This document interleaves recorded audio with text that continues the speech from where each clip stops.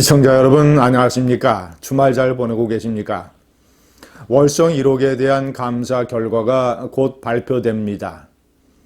감사원은 5명을 주목하고 있습니다. 백운규 당시 산업통상부 장관을 포함한 공무원 4명, 그리고 당시 한국수력원자력공사 사장, 이 5명에 대해서는 어떤 형태의 문책이나 징계 이런 요구가 발표될 것으로 보입니다. 물론 그 중에서 핵심은 당시 탈원전 정책을 주도했던 백운규 산업통상부 장관입니다. 오늘은 제가 백운규 미스테리에 대해서 좀 정리를 해봤습니다. 백운규는 어떻게 문재인과 연결이 됐는가?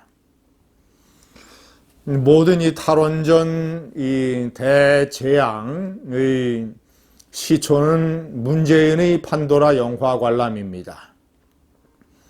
2016년 12월. 자, 그러니까 박근혜 대통령에 대한 탄핵 소추가 의결되고 10여일 후에 문재인이 부산에서 영화 판도라를 관람합니다. 대지진이 일어나서 원자력 발전소가 폭발한다. 이 영화를 보고 눈물을 많이 흘렸다고 공개적으로 얘기를 했습니다. 촛불발이 소년 문재인이 동화 같은 공상과학영화 같은 무슨 재난영화 하나 보고 폭풍 눈물을 흘리고 탈원전 정책을 대선 공약으로 내세우게 됩니다. 그 12월 20일을 전후로 해서 영화를 봤는데 세월호의 안전 문제를 정치적으로 또 증폭시켜서 제2의 세월호 문제로 정치 상품화 하려고 했던 것이 탈원전입니다. 원자력 발전의 안전 문제. 자, 그리고 대통령 선거 한 달 전에 백운규가 당시 한양대학교 에너지공학부 교수였는데 대선 캠프에 가세를 하게 됩니다. 저는 그 연결고리가 임종석이었을 것으로 강하게 추정합니다. 왜냐? 임종석의 4년 선배입니다. 한양대학교 무기재료학과. 무기재료학이라고 하는 것은 쉽게 얘기하면 탄소가 없는 금속이나 비금속. 백운규는 그 중에서도 비금속, 이 세라믹스라고 불리우는 예를 들면 유리, 도자기, 이 시멘트 이런 것들이죠. 무기재료는 탄소가 없는, 유기재료는 탄소가 있는. 자, 이런 재료를 말합니다. 임종석이가 86학번이고 백운규가 82학번입니다. 아마도 임종석이가 왜냐? 당시 대통령 선거 때 운동권 출신들로 구성이 된 광흥창 팀이라고 하는 대선 실무 캠프를 총지휘했기 때문입니다.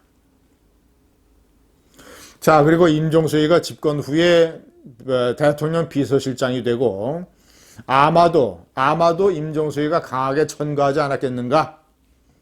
물론 문재인도 알고 있었고 백운규라는 존재를 잘 알고 있었죠. 왜냐? 자신이 집권 후에 제1의 상품으로 내세우는 탈원전 정책을 앞장서서 사냥개가 돼서 추진할 인물이 문재인에게 필요했기 때문입니다. 자, 두 번째 명기한 대로 백운규는 문재인의 기대답게 탈원전 확신범입니다.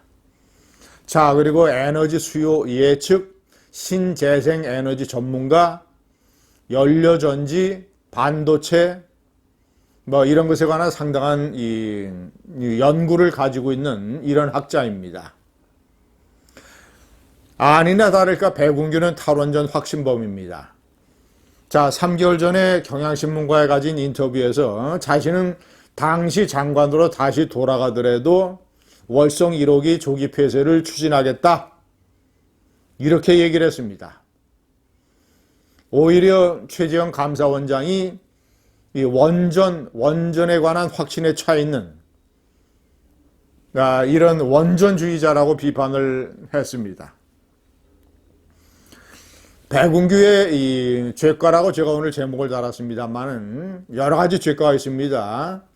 자, 지금 우선 백운규의 확신에 찬 월성 1호기 조기 폐쇄, 원전에 대한 경제성과 안전성에 대한 잘못된 판단, 이런 것들이 감사원의 감사 결과 과학적, 통계적, 수치적으로 전부 다 입증이 될 겁니다. 백운규의 죄과는 잘못된 확신에 빠져 있었다는 것입니다.